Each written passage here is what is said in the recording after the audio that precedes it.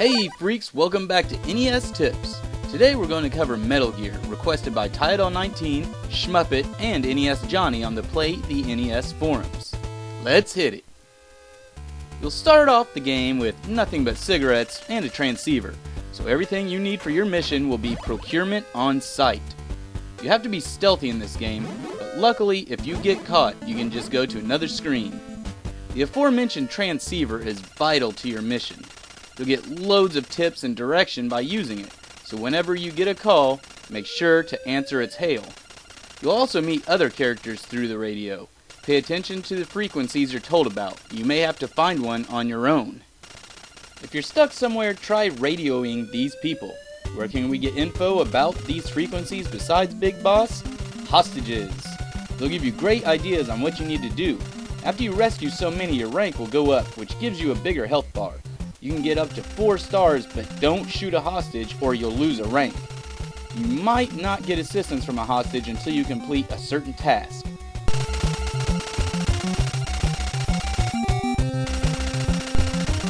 Let's talk about entering facilities. To get into some places, you may have to have certain card keys, or sometimes a specific item to trick the enemy.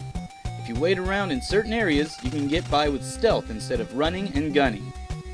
And one of the most important ways to infiltrate in this game is to get yourself captured. It only happens once, but it's imperative to move on.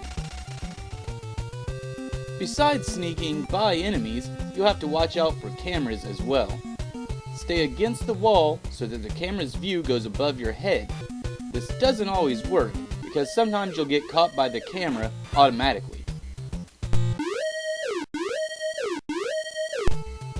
Some screens require you to have an item. These boxes in particular are best negotiated while wearing your goggles. Most items in your inventory help with specific parts, though some obstacles you just have to dodge. The giant roller is one example, and pits are another. Yes, there are traps that appear on the floor.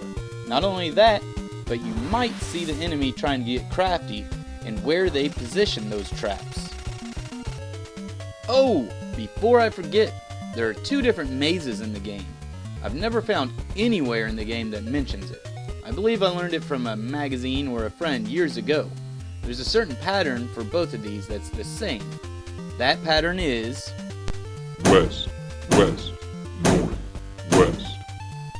This will get you to an area of importance in the game. As for weapons, your handgun is a great start. Don't fire it without a silencer though, or the enemy will be drawn to you. Look around this area for a grenade launcher as well. You can also acquire weapons that make certain parts of the game easier, or just to complete certain tasks. To get your hands on the most powerful weapon, the rocket launcher, you'll have to get a hold of Jennifer when you are classy. You'll have to do so from a certain room. And what should we use these weapons on?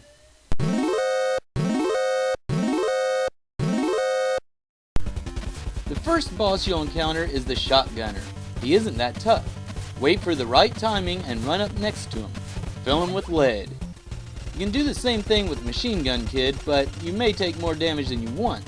Either pop out and shoot him when it's clear, or go after him with remote control missiles. Either or will work well, and after a few hits, he'll go down. Twin Shot is pretty simple, just like most of the bosses on Metal Gear. Once you get on the screen, beat feet to the other side of the screen and lay the first twin shot to waste with the grenade launcher from his side. Use the same technique on the second one and he won't even fight back. The tank needs to be taken out from its treads. What better way to do that than with some mines? Make sure to wear your body armor to cut down on damage from its bullets should you get hit.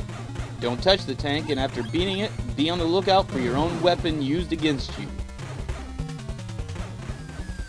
At the bulldozer, slam it with grenades immediately upon entering the room. Backtrack quickly if it's too close. Arnold is yet another set of twins. The only way to destroy him is with the rocket launcher. The top one can be taken out easily because, like regular enemies, you don't have to be on the same horizontal line as him. The bottom one is in a more cramped space, and you might take a little damage. Do your best to dodge though.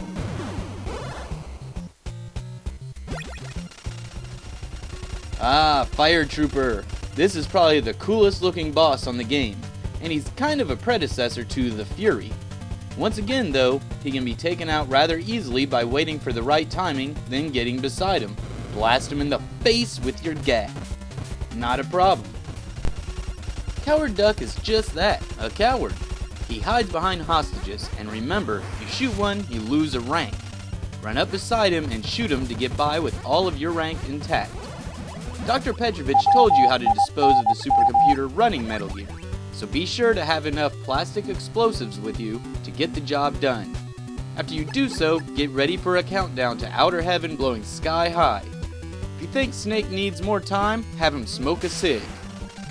Although it's unknown during this game, Snake and the last boss are relation of sorts.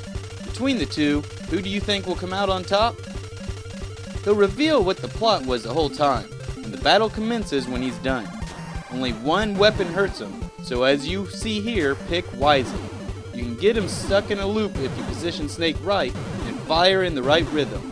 After he's finished, pick the correct door to escape and see the end of the game.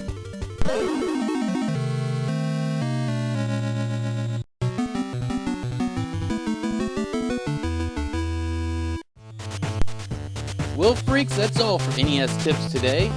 Make sure you watch the next episode where we go over, and we'll see how that turns out. So until next time, keep your game face on, freaks.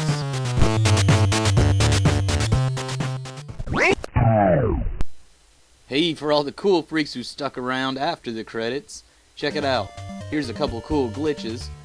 You don't have to keep going in and out of a place to pick up an item. You can just go into your transceiver menu and come back out and it'll reappear.